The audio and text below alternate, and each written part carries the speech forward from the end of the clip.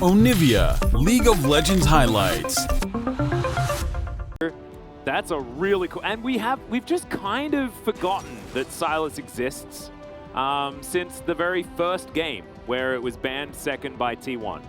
So Silas is going to come through. It's going to actually just get across. Yeah. That was a million years ago. Yeah, that was pretty busted. So old strategy as okay, LM's down here, level 2. Yeah, and Kerry has been lit on fire already. The heal has come out as Gumayusi is real dead. That's the flash, that's the rend, and that is Teddy picking up first blood. Way more valuable to take out the damage. Fate's Call is going to be traded. Okay, Handshake's going to get a cleanse out as well. As Zeus is down here, there's the kick flash, and there's a surprise Gragas as well as Gumayusi is not going to go down. The stick's not rendered out there, and Teddy is going to be taken. Flash and executes it well, and he did.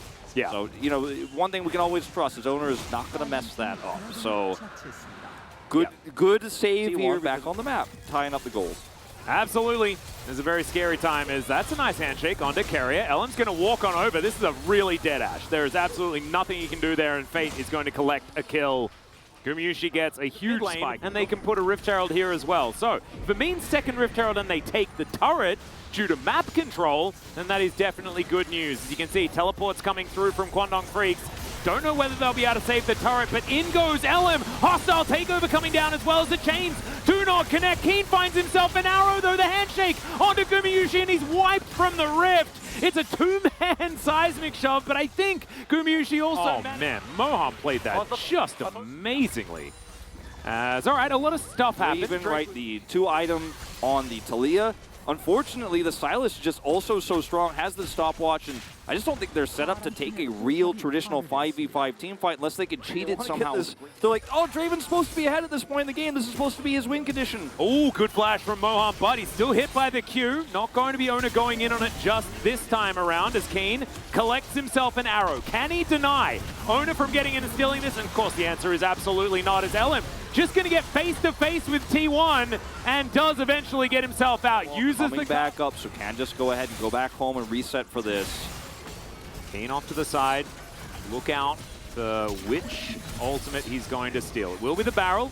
Cast comes out there from the Gragas as Fate diving forward. He's able to get himself out of there as they secure the turret and they use the explosive cast. LM also looking to come in. Let's see what the hijack is going to be is now Zeus. Not exactly the priority target as Fate's Call comes on through. Handshake goes wide as Ona is going to have the kick stolen away and used against him. Hostile takeover comes in as well as now LM's going to get healed. Zeus now finds himself in the front line but without too many options. But Moham's going to get picked off. Gumayusi cashes in yet again and Kwangdong Freecs are scattering to the hills. Oh, now they're trapped as well by the Weaver's Wall. Looks like Teddy will be able to get away. Does have flash and of course his dash there with the auto. Gets over the wall. Now has the flash. Yep, is able to make it out, but Faker is going to flash on over. I think Seismic Shove should be up again pretty soon, and there it is.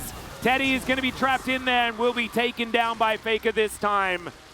Man. T1 now can just go to the Baron themselves. Faker with 2 massive seismic shoves in this neutral fight. Then the pick there onto Teddy at maximum range, picks it off, and now this is Baron going over to T1.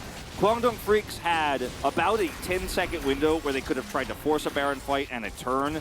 They neither committed to trying to collapse onto the Drake nor started the Baron. They gave this neutral fight over to T1, and it was a clean attempt from Teddy. Like, Teddy was doing so much damage in that fight, and the seismic shove came through from Faker because the cast was taken to the lead, but so is Gumayusi, and add an extra 500 to that as well. So the wall will be respected.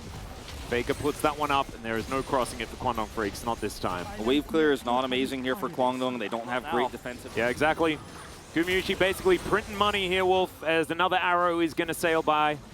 I'm running out of words to use, as Carrier has just been pressing that button. They're going to be able to win it in the end, as, you know, Kwangdong, the game's not over yet. The Nexus is still up, but now it's Soul Point to T1. Baron spawns here, an item up. And as Kwangdong, like, you can't even approach the Baron. You have to push waves to try to start something, Guma. Yeah, Cataclysm, and Gumayusi's just going to kill Ellen. He does eventually flash, and the GA is going to go down as Zeus overextends into the entirety of Kwangdong Freecs. So that is going to be a pick, and they get the flash. Going to try and break up the fight as now Kane finds himself completely alone. He has to flash. But is he out of danger as Elm is trying to be the hero and chase after him? Gumayusi now stuck inside the Cataclysm and he has no flash. The kick comes back as Keen is still alive. Teddy locks down the first kill. Hostile takeover is exactly that right now as Carrier trying to be a stand-in AD carry, but he doesn't have the items for it. And there is the chain that comes back from Keen. Just amazingly played. Carrier, I don't think he can do this by himself as the arrow will come in, but it doesn't do enough. Is this Kwangdong turning the game? Can't just spam the same one over and over, but he does have quite a few options. Fate isn't seen here. Could look for Gumo, still doesn't have flash. Over the wall! Not going to be able to get there as he was inside the Hex Gate, but can they win the team fight is going to be the question as LM going down very, very low. Gumayusi just fighting in the back of the pit. It's the Thunderdome, it's the Colosseum, and he's doing so much damage!